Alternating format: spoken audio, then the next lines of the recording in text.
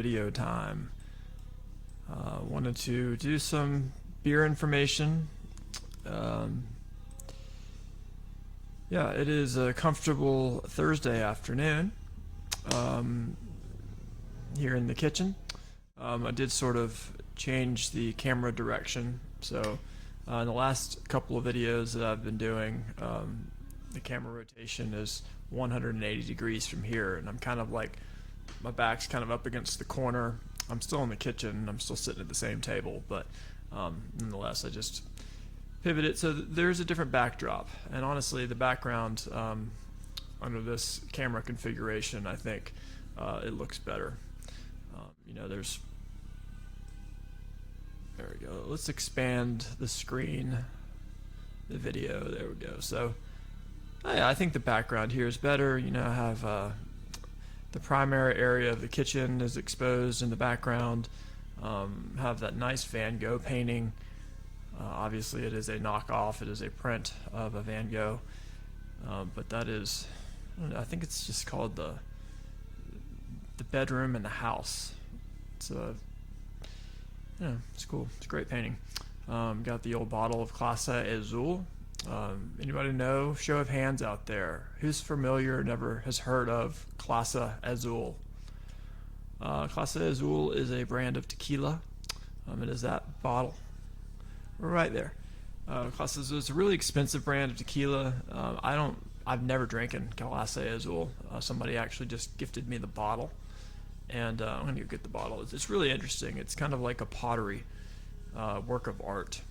It's like this craftsman pottery vessel that they sell their tequila in, and I think each bottle probably goes for about $200 a pop.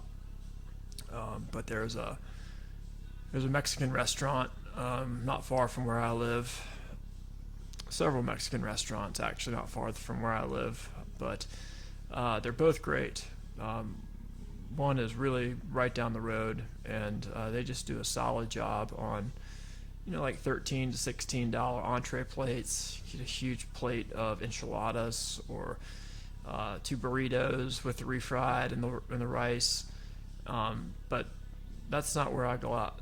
That's not where I got the bottle. The clay artisanal bottle was given to me at the other Mexican restaurant. I was just hanging out there late in the evening, and there were not many people at the bar. And the bartender, he was just straightening up, and we were having a casual little conversation, and he was washing out the Clase Azul bottle, and we started having a conversation about it. He's like, "You ever seen one of these? Let me go get it real quick."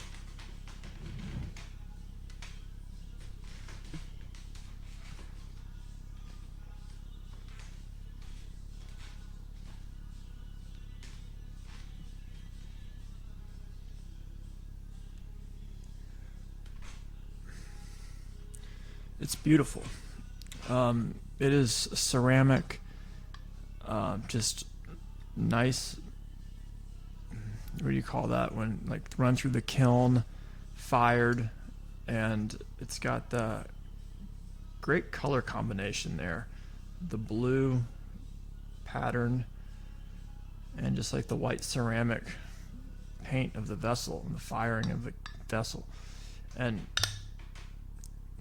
you've probably seen these bottles. Some of y'all probably know exactly what the heck I'm talking about. But, if you're not really specifically too familiar with Clase Azul and the high-end brand of tequila, well, these are the bottles. You've probably seen them at your favorite tequila bar, and they're always kind of just stacked up there, like on the shelf, at the top shelf.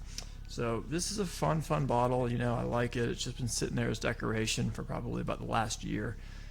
And, I think some people actually collect these. So, yeah, this is a good prized possession. I love acquiring like artifacts, that just kind of like come from the neighborhood, or just some like random little experience where I was out and, somebody hands me a keepsake. It remains a special possession.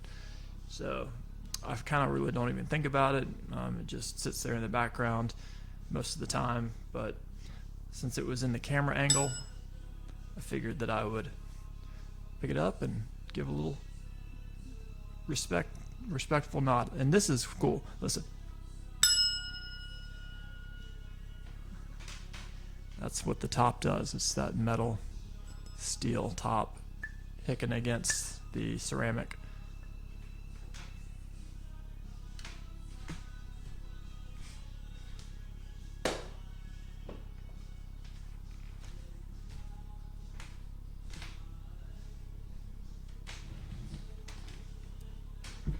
So I brought up a list of bars just for the sake of it. You know, some great spots here in town. Maybe I should expand the subject matter of these little videos that I like to make, and expand them into, you know, giving consideration of, you know, bars and favorite hangouts, local spots here in town. I think that there's some interesting subjects and makes for fascinating discussion just to rap about the various locations and bars and restaurants that people seem to be enjoying to go to. You know, it's early June, it's the 6th of the month, and people like to go out, they like to be out and about. It's bathing suit season, it's poolside season, so, you know, it's just summertime's always just a nice time to kind of kick back, enjoy the longer days.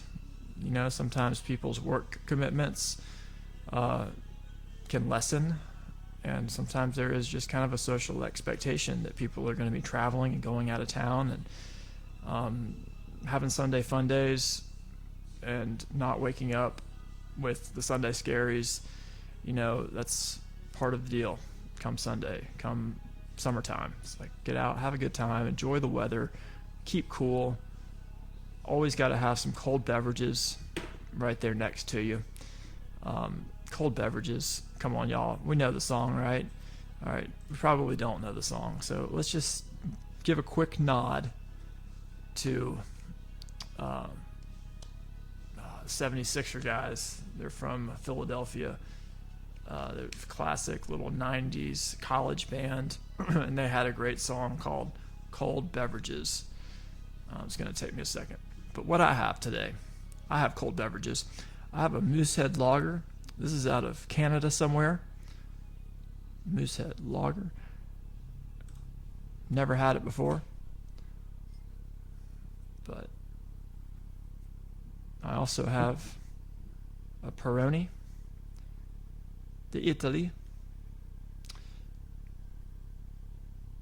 And for that, I literally just brought up Italian food and wine. Yeah, eating in Florence. That's all you really need to know when it comes to Peroni. Just, we don't have to talk about brewing processes. It's just simply, let's go to Italy, let's sit on the plaza, and let's drink a cold beer. All right, so this is Asheville, North Carolina. This is Green Man Brewery. One of my favorites. I don't drink this thing hardly ever, but Green Man Brewery, I have long had an adoration for this small micro brew out of Asheville, North Carolina. It is a nice, hearty, robust Indian Pale Ale, full of flavor, a little bit higher in its ABV, probably is like 6.8, maybe 7% ABV. 6.2% actually, so not too bad, not too high. You know, some people like the higher ABVs. So if you want to talk about higher ABV, I brought this guy out into the limelight today. This is a Sweetwater's Gummy, and I think that we're at about 8.5, 9% with the ABV on this one. 9.5%. See it right there. 9.5. Man, this is not even. It doesn't even drink that big. When I drink every now and then, I hardly have a desire to drink the Sweetwater gummies. This is a new fun release. It's probably been out on the market for a little over a year. I think they hit it up around last summertime. But it's just a fun tropical IPA, big, bold in flavor, high gravity. So it's probably going to get you kind of tipsy after you've had 2 or 3 of them. Kind of still sticking in that same category, we got the POG Basement IPA. So POG is orange guava, papaya, orange guava is what that POG stands for. And the papaya, orange, guava, scofflaw, it is a derision or a derivative off of Basement IPA. Basement IPA is kind of like the Green Man. It's kind of a higher gravity, full-bodied, local microcraft IPA. And the scofflaw is the basement, but with the papaya, the orange, and the guava. So it's got that kind of Caribbean fruit, almost like jungle fruit sort of characteristic to it. So it's really fun. Again, that is Scofflaw Brewery. They are one of the local craft favorites. Sit down at a bar here in the South, particularly around Atlanta area, and just order a Basement IPA. And bartenders most likely will have it on draft. If they don't have it on draft, they'll probably have some very ice cold cans that they can reach out for, and they can fill up a pint glass for you with the Scofflaw Basement. They also have the Dirty Beaches, which is a great beer.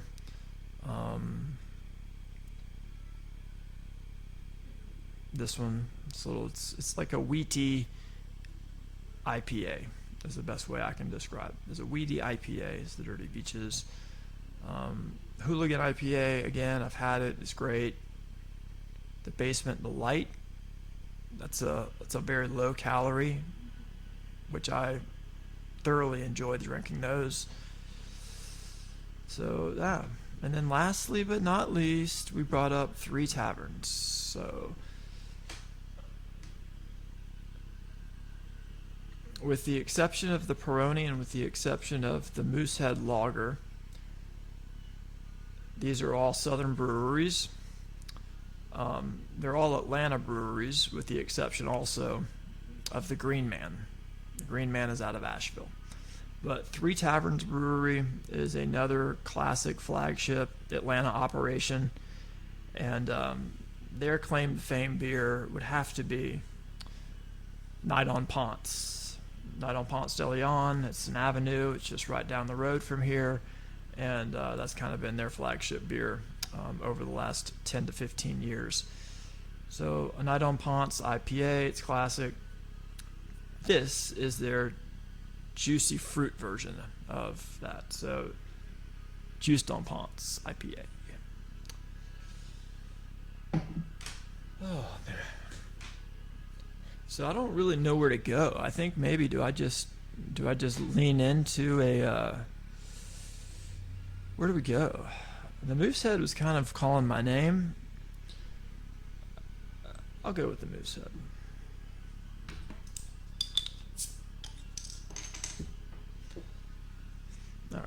All right. So it's a Canadian lager. Canadian lagers are good. If you live in Canada, this is probably what you drink all the time. You know, there's Labatt's. It has a grainy smell to it. You know, it's non-offensive. It smells like good quality. Just to make a comparison, like if I were to open up a can of Busch Light, it's not going to smell great. It's probably not going to be repulsive, but my nose isn't going to be drawn into the character of the smell. However, with this, my nose is drawn into the character of the smell. So it does kind of remind me of like an Italian Pilsner, just on the nose, like a Birra Moretti. It does kind of have that similar like grainy smell to it. It's got a great body, you know, it's pale straw color. It's got some solid effervescence. I like the way that it coats the side of the glass with the foam. It just seems like it's got a good texture and a good body to it.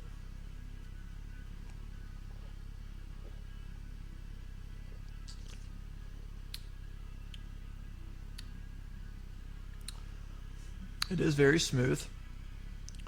The flavor, it does linger for a little while, but there is a bit of a finish, but not too much of a finish. I think it's a great beer.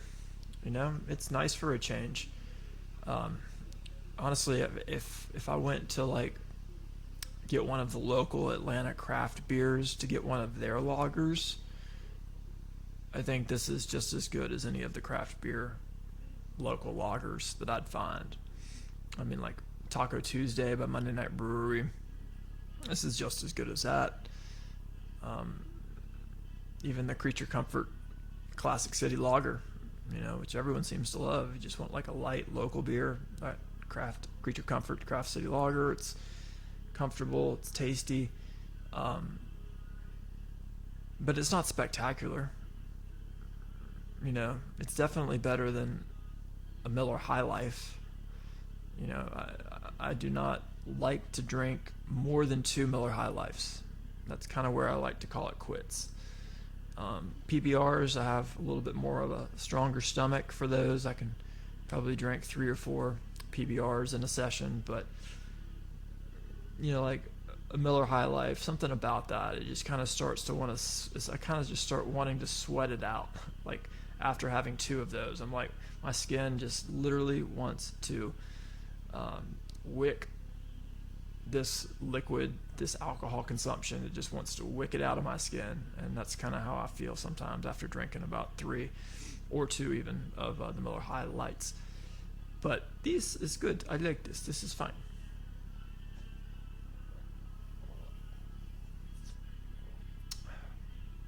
I'm not going to open the Peroni and talk too much about that.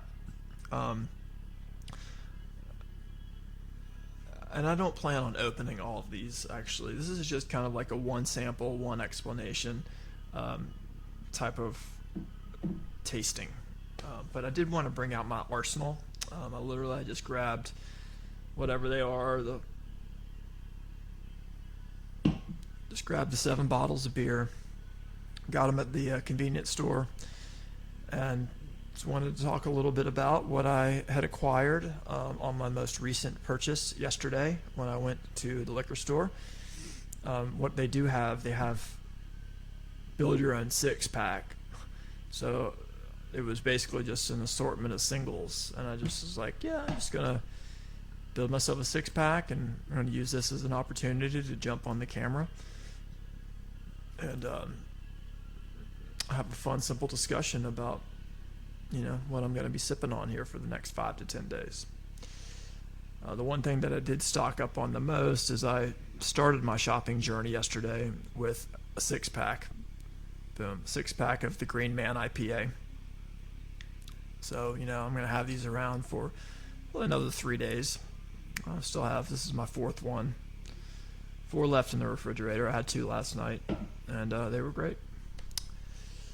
So these beers have been sitting out of the refrigerator for a little too long. I like to go ahead and just pop them back in there and keep them ice cold. But, as far as beer talk, beer conversation here today, that's all I got to say. Salute.